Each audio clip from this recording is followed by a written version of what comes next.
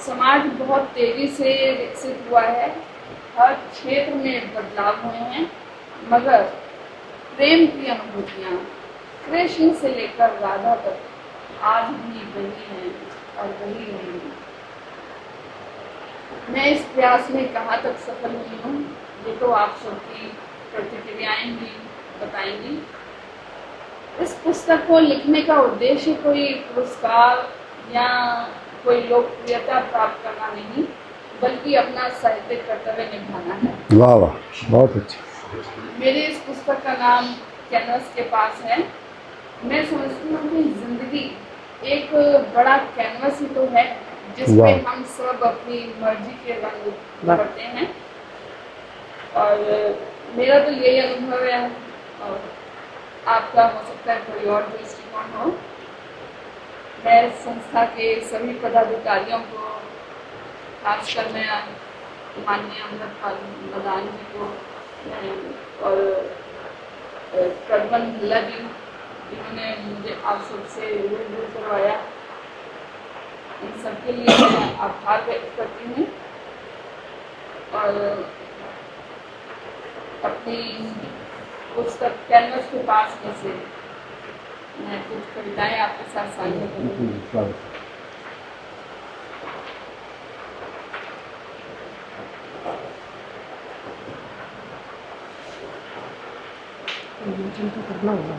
कविता का शीर्षक है पलाश के फूल। हाँ, लाई है 4-5। इंतजार की भूख खिल उठी, इंतजार की भूख खिल उठी, पलाश के फूल भी खिल गए, मगर तुम नहीं आए। वाह। इंतजार की भूख खिल उठी, पलाश के फूल भी खिल गए, मगर तुम नहीं आए। सखियां बाग से महुआ चुन चुन कर पलट रही हैं, राहें महक रही हैं, चिड़िया चहक रही हैं, सखियां गीत गा रही हैं, जुदाई का दर्द जगा रही हैं। वाह। आ जाओ, आ जाओ, पलाश के फूल रोज नहीं खिलते। हाँ, वाह वाह। पलाश के फूल रोज नहीं खिलते। धरती अंबर रोज नहीं मिलते। वाह वाह वाह। आ जाओ, ये शाम ढल जाएगी, ये शाम ढल जाएगी, पल में ये रुत भी बदल जाएगी। आज अगर दो तड़पते दिल मिल जाएंगे, तो पलाश के फूल खिल जाएंगे। वाह वाह। पलाश के फूल दिलों में खिल जाएंगे।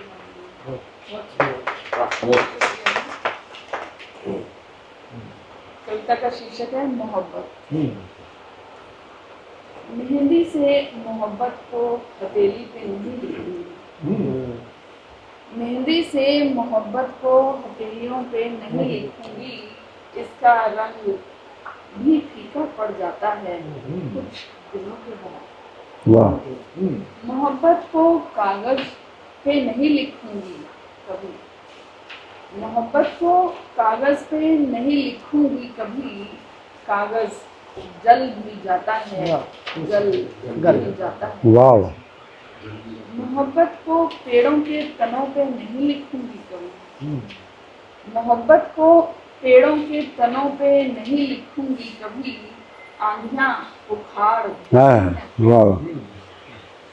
मोहब्बत चट्टानों पे लिखने के लिए नहीं होती, मोहब्बत चट्टानों पे लिखने के लिए नहीं होती, चट्टानों में दरारें भी तो पड़ जाती हैं। मोहब्बत बहते दरिया पे क्या लिखूं, मोहब्बत बहते दरिया पे क्या लिखूं, दरिया तो मिल जाते हैं समंदर। वाह। मोहब्बत रेत पे लिखने के लिए नहीं होती, मोहब्बत रेत पे लिखने के लिए नहीं होती, रेत को बिखरने में देर नहीं लगती, रेत को बिखरने में देर नहीं लगती। मोहब्बत दीवारों पे लिखने के लिए नहीं होती, मोहब्बत दीवारों पे लिखने के लिए नहीं होती, दीवारें गिर भी जाती हैं, उन पे जम जाती है वक्त की काई भी। मोहब्बत हरी बेलों के पत्तों पे क्या लिखूं, मोहब्बत हरी बेलों के पत्तों पे क्या लिखूं, मौसम की गर्मी से ये बेलें सूख भी जाती हैं।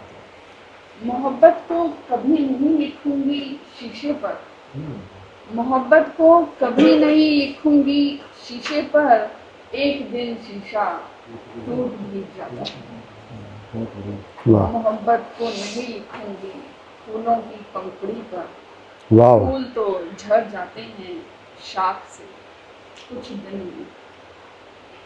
मैं मोहब्बत को जब भी लिखूंगी, मैं मोहब्बत को जब भी मोहब्बत लिख को जब भी लिखूंगी तो दिल के सहीफों पर लिखूंगी हाँ कि कोई मिटा ना सके, कि कोई मिटा ना सके जिसे मैं जान गई हूँ मोहब्बत तख्तियों पे लिखने की चीज।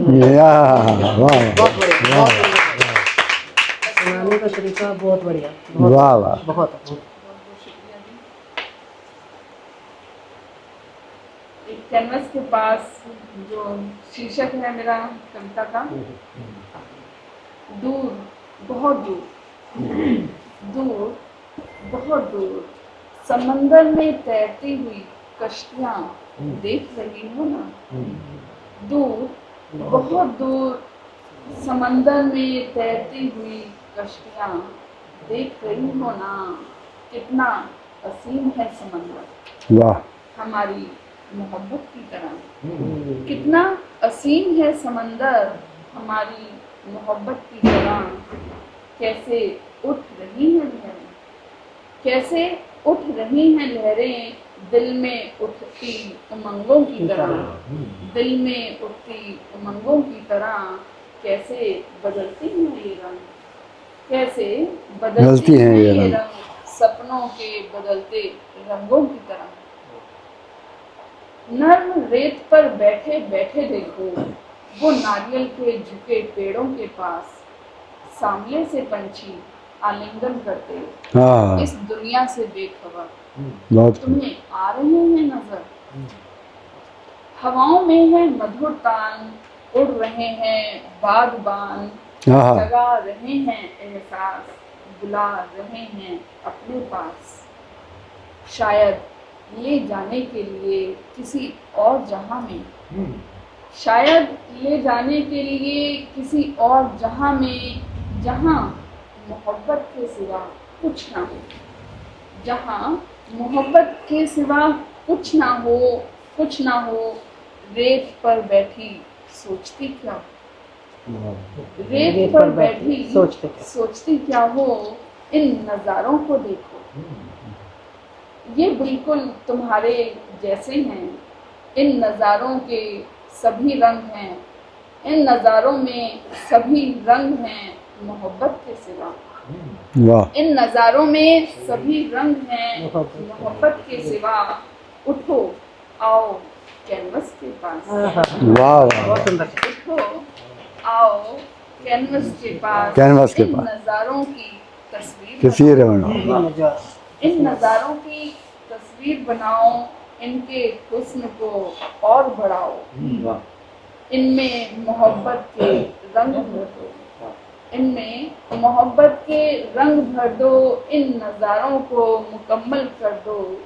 आओ बैठो कैनवस के पास वाह वाह बहुत अच्छा। आओ, बैठो, इसका मुख्य शो कैनवस के वो भी दिखा दो मोहब्बत के रंग बने वाह जब मैंने कैनवस के पास टाइटल रखा तो हमारे पंजाब के बहुत बड़े कहानीकार हैं जसवीर राणा जी, तो बोलते कैनवस के पास क्या है, तो मैंने कहा एकदम मैंने फौरन मतलब मैंने कुछ सोचा भी नहीं, मैंने कुछ क्या बोलना है, मैंने कहा मोहब्बत के रंग। बहुत खूब बहुत खूब। शुक्रिया जी। नया एक शीर्षक। मेरी एक और अंतिम कविता सुना के जी अच्छा इन कविताओं में एक मिनट, इन कविताओं में खूबसूरती मैंने ये देखी है कि हर कविता, कुछ लंबी कविताएं भी, इनकी अपनी प्रोज में टिप्पणियाँ या दूसरों से कोट की हुई, जैसे ओशो से या जी जी वो भी एक दो टिप्पणियाँ वो भी सुना दीजिए जो आपने अपनी कविताओं पर खुद की है। हाँ जी, अब चांद साली बात ओशो वाली निकल आई। एक्चुअली ये मैंने अपने आप इस तरह कविता के साथ गद्य और पद का मिश्रण चंपू काव्य कहा जाता है। कई सालों पहले इस तरह की कविताएं लिखी जाती हैं, तो उसी को मैंने फिर से उस विचारधारा को मैं लेकर आई हूँ। हाँ जी। शाम भी उसी शैली में जी। शाम शाम। हरियाणा में शाम है, वो भी संस्कृत शैली में। गद्य हाँ पद के बीच में साथ गद्य पद व्याख्या करते कविता हैं। का शीर्षक है ख्यालों की बारिश। इसी जैसे मधु मैम ने कहा था कि कविता में भूल आई हूँ। नीरू जी, नीरू जी। नीरू नीरू नीरू ये मधु है। हाँ जी, नीरू मैम ने जिस तरह से कहा था कि मैं कविता मेरी भर है, उसी को लेकर है कि मैंने इसको किस तरह से व्यक्त किया है। तो मुझे था कि ये कविता तो जरूर सुनाऊंगी, मैम को जवाब देना है। कविता का शीर्षक है ख्यालों की बारिश। कविता रूपी घटाएं, कविता रूपी घटाएं नहीं बरसती सिर्फ सावन के मौसम में। वाह झील के पास से गुजरते हुए, दिल की पगडंडियों पे चलते हुए, फूलों पे ठहरी शबनम को देखते हुए, दूर जाती नदी के साथ साथ चलते हुए, प्रकृति के सन्नाटे में, बिरहा वेदना में, उदास मौसम में, रात की खामोशी में। वाह ये बरस जाती हैं कहीं भी, ये बरस जाती हैं कहीं भी, किसी समय भी, उठते बैठते सोते जागते, हंसते गाते सैर करते, अलमारी की किताबें ठीक करते हुए, अलमारी की किताबें ठीक करते हुए, पुराने खतों को देखते हुए, वाह धुले कपड़ों को सुखाते और समेटते हुए, रसोई में रोटियां गोल गोल करते हुए, हाँ रसोई में रोटियां गोल गोल करते हुए, बर्तनों को सलीके से रखते हुए, ये घटाएं अचानक उमड़ आती हैं, ये घटाएं अचानक उमड़ आती हैं मानस पटल पर और भिगो जाती हैं मन का आंगन। इसलिए तो मैं रसोई में भी रखती हूँ तुम्हारी दी हुई डायरी और वाह वाह इसीलिए तो मैं रसोई में भी रखती हूँ तुम्हारी दी हुई डायरी वाह और पेन। उन पे लिखती हूँ प्रेम में भीगी कल्पनाओं में डूबी कविताएं। वाह उन पे लिखती हूँ प्रेम में भीगी कल्पनाओं में डूबी कविताएं। इसीलिए हो जाती हैं मेरी रोटियां टेढ़ी मेढ़ी। वाह हो जाती हैं मेरी रोटियां टेढ़ी मेढ़ी, मगर शब्द रहते हैं तरतीब में, मगर शब्द रहते हैं तरतीब में, ख्यालों की बारिश में भीगते हैं, ख्यालों की बारिश में भीगते मैं तो कई बार कविताएं भी गूंथ लेती हूँ। वाह वाह क्या बात है। मैं तो कई बार नीरू आपकी भी कविताएं ऐसी हैं। आटे में मेरी रसोई में बर्तन नहीं, मेरी रसोई में बर्तन नहीं, कविताएं भी बिखरी पड़ी हैं। वाह मेरी रसोई में बर्तन नहीं, कविताएं भी बिखरी पड़ी हैं। यकीन करोगे, यकीन करोगे, इस किताब की आधी कविताएं तो मैंने रसोई में ही लिखी। बहुत अच्छी। यकीन करोगे, इस किताब की आधी कविताएं तो मैंने रसोई में ही लिखी हैं। कविता लिखने का कोई मौसम नहीं होता। वाह कविता लिखने का कोई मौसम नहीं होता। कोई मौसम नहीं होता, कोई निर्धारित समय नहीं। वाह कोई निर्धारित समय नहीं, कोई स्थान नहीं होता। ख्यालों की बारिश कभी भी कहीं भी हो सकती है। ख्यालों की बारिश कहीं भी भी हो सकती है। बहुत खूब। और सर ने जिस तरह से कहा ओशो का जो मैंने कोट किया है तो वो मैं आपको सुना देती हूँ इसमें। ओशो कहते हैं प्रार्थना वो है जो जीवन की शैली हो जाए। वाह वाह। आप जो करें वो प्रार्थना पूर्ण हो, प्रार्थना अलग से ना करनी पड़े। ठीक इसी तरह कविता वो है जो आपके आस पास, आपके भीतर रहे, आपके अंदर प्रभाव की तरह रहे। कविता एकांत में बैठकर लिखनी ना पड़े। कविता स्वयं उतरे मन के पटल पर। सायास शब्दों को गढ़ना कविता के साथ अन्याय है। कविता की आत्मा को प्रताड़ित करने का अपराध है। कविता जितनी सहज रहेगी उतनी ही समृद्ध होगी। वाह वाह वाह, जितनी सहज रहेगी उतनी समृद्ध रहेगी।